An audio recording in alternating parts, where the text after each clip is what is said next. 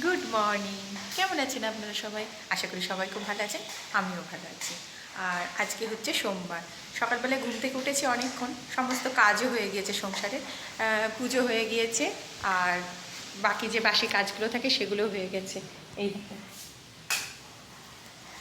পুজো টুজো সবই হয়ে গিয়েছে, আর বাকি যা কাজ ছিল সবই হয়ে গিয়েছে। কিন্তু আজকে না ঘরের জানলা দরজা খুলতে পারছি না, চারিদিকে যা ঝড় বৃষ্টি উঠেছে, খুললে না বিছানায় টিছানা সব ভিজে যাচ্ছে, ঘরের মধ্যে জলের ঝাটকানি আসছে, ওই জন্য আর খুলছি না, সব বন্ধ হয়ে আছে। শুধু এইখানে বারান্দায় একটা জানলা খুলেছি, এদিক দিয়ে অতটা জলের ছাটকা আসছে না, ওই জন্য এটা খুলে দিয়েছি।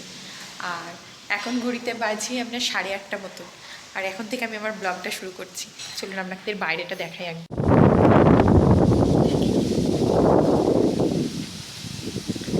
প্রচণ্ড গরমের একটু স্বস্তি, তবে শুনছি নাকি আরও বাড়বে।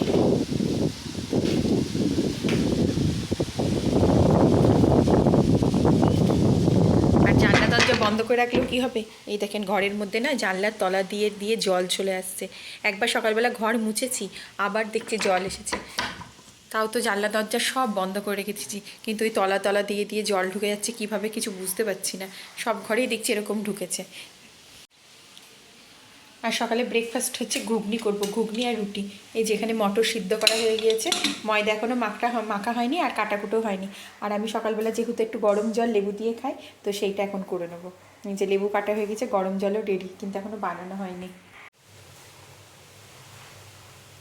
লেবুটা চিপে নিই জলের মধ্যে। আর সকালবেলায় আমি তো অন্য কিছু খাই না, চাটা খাই না, কোনো দিনই আমি চা খাই না সকালবেলায় ওই একটু গরম জলের মধ্যে একটু লেবু দিয়েই আমি খাই। 12 মাসে এটা খাই, আর যদি লেবু না থাকে তাহলে শুধুই একটু গরম জল খাই, বাট আমি অন্য কিছু খাই না। এটা খাওয়ার 1-1.5 ঘন্টা পর তারপরে আমি ব্রেকফাস্ট করি। এটা খেয়ে কাটা কুটো রুটি করতে তরকারি করতে প্রায় 1 ঘন্টা হয়ে যাবে, তারপরে ব্রেকফাস্টটা করে নেবো। আচ্ছা, দাঁড়ান হাত পা ধুয়ে নিই।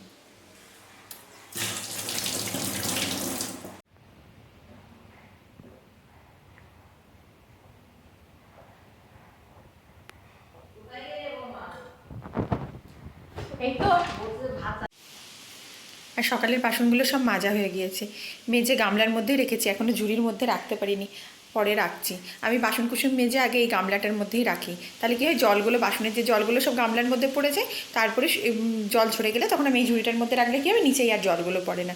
আর এখানে ঘুগনি করবো বলে সমস্ত কিছু নিয়ে নিয়েছি, আলু, টমেটো, পেঁয়াজ, রসুন, আদা, এগুলো এখনও কাটা হয়নি, এগুলো কাটবো, কেটে নিয়ে ময়দাটা মাখবো। সকালবেলাতে তো ঘুগনিতে আর রুটিতে হয়ে যাবে, কিন্তু দুপুরবেলায় আবার কি রান্না করবো তাই আজকে আবার ভাবছি। আজকে ঘরের মানে শুধু ডিম আছে, মাছ মাংস কিছুই নেই, তো আমি তাই ভাবছি, সবজিও সব কিছু মোটামুটি আছে, কিন্তু কি যে রান্না করব।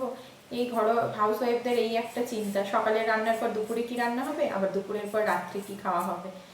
সকালবেলায় তো যা হলো হলো, দুপুরবেলায় তো মানুষ মেন খাবারটা, তো মেন খাবারে কি যে আজকে করবো তাই চিন্তা করছি, দেখা যাক কি করি। কালকে ডিম করেছি, তাই আজকে আবার ডিম করবো, তাই ডিম করতে ইচ্ছা করছে না। মনে মনে একবার ভাবছিলাম খিচুড়ি করবো, যেহেতু আবহাওয়াটা খুব ভালো আর বৃষ্টিও পড়ছে, তারপরে চিন্তা করলাম খিচুড়ি এই তো 2 দিন আগে পুজোতে খেলাম, আবার আজকে খিচুড়ি করব, ওই জন্য ভাবলাম থাক খিচুড়িটা আর করবো না। কিন্তু কি করব চিন্তা করে উঠতে পারছি না কি করব। ফ্রিজের সবজি তো সবই আছে মোটামুটি, কিন্তু সবজি করলে কি হবে, আমার ছেলে তো আবার কোনো সবজি টবজি খায় না, ওর জন্য তো কিছু করতেই হবে, দেখা যাক কি করি।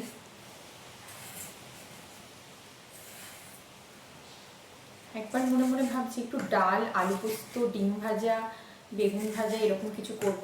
ডাল আলু পোস্ত হলে কিন্তু আমার ছেলে ভাত খায়, মানে ও ডাল আলু পোস্তটা খেতে খুব ভালোবাসে। দেখা যাক সেটাও করতে পারি, এবার দেখি সবাইকে জিজ্ঞাসা করি, হাজব্যান্ডকে, শাশুড়িকে কি বলে। বারণ কেউ করবে না, কিন্তু প্রবলেম কি, মা পোস্ত খেতে চায় না, এখন মায়ের জন্য আবার কি করব, মা পোস্তটা খুব একটা পছন্দ করে না। ডাল বেগুন ভাজা দিয়ে তো নিশ্চয়ই দুপুরবেলায় শুধু খেতে পারবে না, বা ডিমের অমলেট দিয়ে একটা তো তরকারি করতে হবে, তো মায়ের জন্য আবার কি তরকারি করি দেখি।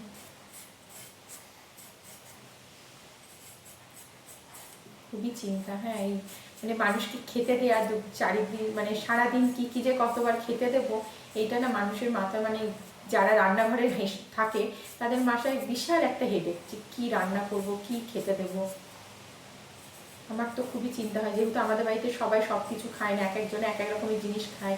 তো আমার ছেলে যেমন মাছ খেতে চায় না, এক একরকম কি 2 রকম মাছ ছাড়া আমার ছেলে মাছই খায় না, আমার হাজবেন্ড যেমন চিকেন খায় না, তারপরে অনেক জিনিস আছে ও খায় না, মা তো প্রচুর জিনিস আছে খায় না। তো এবার দেখা যাক কি যে রান্না করবো, কিন্তু আমার কোনো প্রবলেম না, আমার যা হবে আমি তাই খেয়ে নিই, আমার খাওয়াতে কোনো প্রবলেম নেই। ভালো হলে হয়তো একটু বেশি ভালো খায়, আর যদি মোটামুটি হয় তাও আমি খেয়ে নিই, কিন্তু আমার খাওয়ার প্রবলেম না। কিন্তু আমাদের বাড়ির সবারই খাওয়ার খুব প্রবলেম, অনেকেই অনেক কিছু খায় না। এই যে ঘুগনি হয়ে গেছে আমার, ঘুগনি রেডি, আর রুটিও করে নিয়েছি। রুটি করার সময় আপনাদের সামনে আর আসতে পারিনি, রুটিও করা হয়ে গেছে, গোল গোল গরম নরম রুটি। আর এখানে দুপুরে ডাল করবো বলে ডালটাও সিদ্ধ বসিয়ে দিয়েছি, মুসুরির ডাল। আর আজকে যেহেতু কারেন্ট নেই, এখন এসছে কারেন্ট, তবে যখন আমি ঘুগনি মশলা করছিলাম তখন কারেন্ট ছিল না বলে শিলে মশলা করেছি। ইনভার্টার আছে, কিন্তু ইনভার্টারে মশলা করলে কী হবে বলেন দেখি, যদি চট করেছে তাড়াতাড়ি মানে ইনভার্টারে চার্জ ফুরিয়ে যায়, ওই ভয়ে আমি বললাম না থাক মিক্সিতেই করি, যতটা বাঁচিয়ে চলা যায়, সারাদিনের ব্যাপার চালাতে তো হবে। তবে এই করতে করতে দেখছি এখন কারেন্ট চলে এসছে, আগে মোটরটা চালিয়ে দিয়ে এলাম। চলুন সবাইকে এবার খেতে দিয়ে দিই। যে হাজব্যান্ডকে আর মাকে খেতে দিয়েছি, এটা হাজব্যান্ডের, এটা মায়ের। ওদের খেতে দিয়ে এসে তারপরে আমি খাবো, আর ছেলে এখনও ওঠেনি ঘুম থেকে, ও উঠুক তারপরে ওকে খেতে দেবো। আর আমিও খেতে বসে পড়লাম, 2টো রুটি, ঘুগনি আর একটু পেঁয়াজ কুচিয়ে নিয়েছি। চলুন খেয়ে নিয়ে আগে, খেয়ে দেখি কেমন হয়েছে।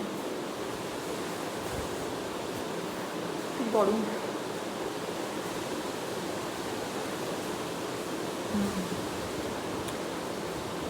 ভালো হয়েছে।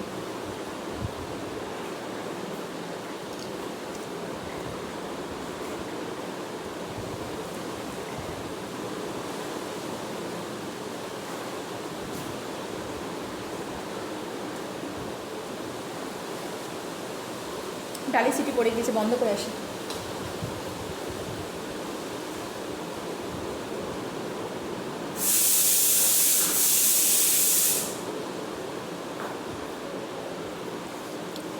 ডালটাও সিদ্ধ হয়ে গেল, আর ওই আলু পোস্ত ডাল আর ডিমের অমলেট ওরকম করবো। আর মা বলে একটু আলু পটলের তরকারি করো, তো একটু আলু পটলের তরকারি করবো, বেগুন ভাজবো, এই করবো আজকে দুপুরবেলায়। আর ঘুগনিটা যেহেতু অনেকটা করেছি, রাত্রেবেলায় আজকে আর খাবার করার কোনো চিন্তা নেই, শুধু রুটি হোক লুচি বা পরোটা কিছু একটা করলেই হবে। ঘুগনি তো কড়াই থাকবে, গরম করে দেবো, খেয়ে নিলাম। অনেকক্ষণ ধরে দেখছি কি সিঁড়িগুলো পুরো জলে ভিজে আছে, আমি না বুঝতে পারছিলাম না জল কোথা থেকে আসছে। ওপরে এসে দেখছি হাওয়া দিচ্ছে জোরে, তাতে জলের ছিটকানিতে সিঁড়ির গেটের তলা দিয়ে জল ঢুকছে। আমি কী করবো, একটা বস্তা নিয়ে সেখানে আপাতত দিলাম আটকে। দেখেন কত জল পড়েছে, আর সিঁড়িতে জল পড়া মানে একদম পা যদি পড়ে না, এমনি সকালবেলা আমি একবার স্লিপ কেটেছি। চলুন একটু ছাদে যাই।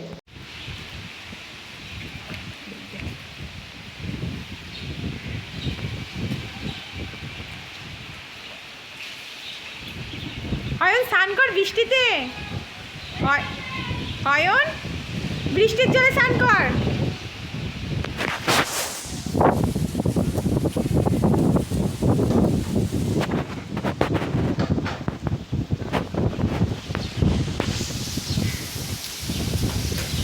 প্রচন্ড খাওয়া।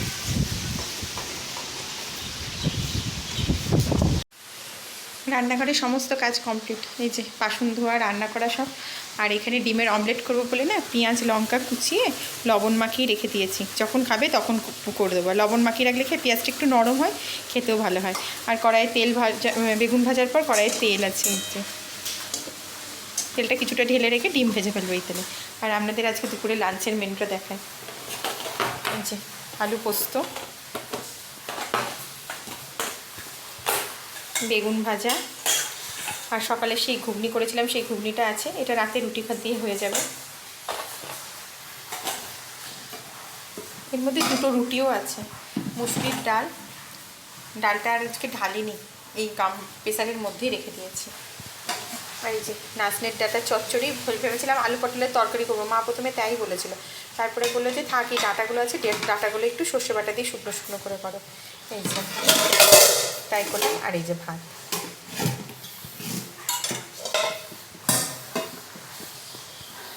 আজকে দুপুরের লাঞ্চ হচ্ছে এইগুলো। আর ডিম তো সেই যখন খাবো তখন ভেজে ভেজে দেবো। সব কাজ কমপ্লিট হয়ে গেল, এবার এসে একটু বসলাম। আজকে সবার বাড়িতেই বৃষ্টির দিন না, সবার বাড়িতেই প্রায় খিচুড়ি রান্না হয়।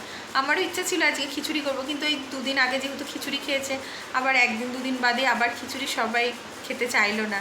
বলেছিলাম কিন্তু কেউ আর রাজি দেখলাম খুব একটা হলো না বলে আমিও আর জোর করলাম না। ভালো লাগে কিন্তু এই বৃষ্টির দিনে খিচুড়ি করতে। আর হ্যাঁ, আমার আজকে সমস্ত বান্ধবীদের বাড়িতেও শুনছি, সব ফোন করেছিলাম, দিয়ে সবাইকে বলছি কী রান্না করেছিস কিনা, তো প্রত্যেক বান্ধবীরই কিন্তু খিচুড়ি, ডিম ভাজা, বেগুন ভাজা, আলু ভাজা, একটা মিশানো তরকারি, এইসবই সবার বাড়িতে। আবার বোনকে ফোন করেছিলাম, বোনও তাই বললো খিচুড়ি করেছি, আলু ভেজেছি, ডিম ভেজেছি, আর ওর নামটা কি, আর একটা কিছু একটা ও বলেছিল, আমার ঠিক মনে নেই।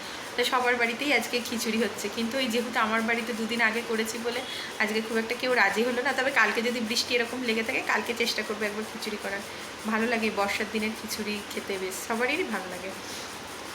আর এই যে সারাদিন জানলা দরজা বন্ধ করেই সব বন্ধ করে বসে থাকতে হচ্ছে, এলোমেলো হাওয়া দিচ্ছে, বৃষ্টির ছাট সব ঘরের মধ্যে ঢুকে যাচ্ছে, জল দিয়ে সব ভিজে যাচ্ছে, ওই জন্য বন্ধ করেই বসে আছে। এই ছাদটা যদি ঘরের মধ্যে না দিত না জলের, তাহলে বেশ জানলা খুলে বৃষ্টি দেখতে খুব ভালো লাগে, আমার খুব ভালো লাগে, ঠান্ডা হাওয়া আসে আর বৃষ্টিটা দেখতেও খুব ভালো লাগে। কিন্তু কিছু করার নেই, ওই দেখতে গেলে ঘর সব ভিজে যাচ্ছে জলের ছাটে, ওই জন্য বন্ধ করে চুপচাপ বসে আছি। আপনাদের তো তখন ছাদে নিয়ে গেলাম তখন বৃষ্টি দেখাতে, তা আমি অর্ধেক আবার ভিজে গেলাম, জামা টামা সব ভিজে গেছে, মোবাইলটাও ভিজে যাচ্ছিলো, ওই জন্য পালিয়ে এলাম মোবাইল থেকে। আর এখনও কারোর খাওয়া হয়নি দুপুরবেলায়, সকালে সে খেয়েছে, এখনও কেউ খায়নি। আর ছেলে তো পড়তে চলে গিয়েছে, আজকে বৃষ্টি, কিন্তু স্যার মেসেজ করেছে পড়াবে 1টা থেকে, ওই জন্য ছেলে উঠে খেয়ে ব্রাশ ট্রাশ করে খেয়ে টেয়ে নিয়ে ও পড়তে চলে গেল। এখনও আসেনি, কখন আসবে কে জানে। আর আমরাও এখনও কেউ খাইনি, খাবো একটু পরে। আমার আর খিদে নেই, রুটি তরকারি একবার খেয়ে নিয়েছি, ওতেই হয়ে গিয়েছে। দেখি এবার ওরা যখন খাবে তখন ওদেরকে খেতে দেবো। এখন যখন ওখানে খাচ্ছে না, তাই ভাবছি একটু মোবাইল নিয়ে হেডফোনটা কানে দিয়ে একটু গান শুনবো। বৃষ্টির দিনে বৃষ্টির গান শুনতে কিন্তু খুব ভালো লাগে। তবে ভালো লাগতো আরও যদি বৃষ্টির দিকে তাকিয়ে বসে বসে গান শুনতাম না, তাহলে আরও বেশি ভালো লাগতো, কিন্তু কিছু করার নেই, বৃষ্টির দিকে যখন তাকাতে পারছি না, জানলা বন্ধ অবস্থাতেই কানে হেডফোনটা লাগিয়ে বৃষ্টির গান শুনবো। চলুন, আজকের ভিডিওটা এই পর্যন্তই রাখলাম। ভালো থাকবেন, সুস্থ থাকবেন, হাসি খুশি থাকবেন।